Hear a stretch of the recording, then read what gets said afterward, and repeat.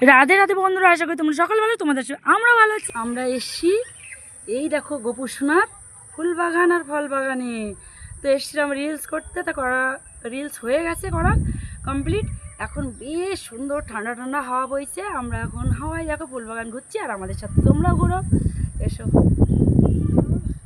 দেখো। এই দেখো নিয়ে আসো। এই দেখো গোপুসোনার ফুল বাগানে যে ফুল তোলা হয়নি,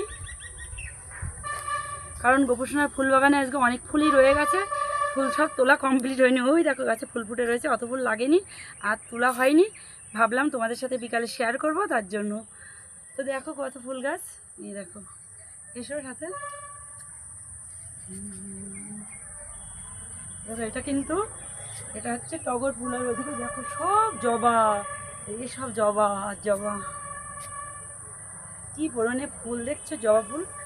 এই দেখো তোমাদের দেখাই আর একটু কাছের থেকে,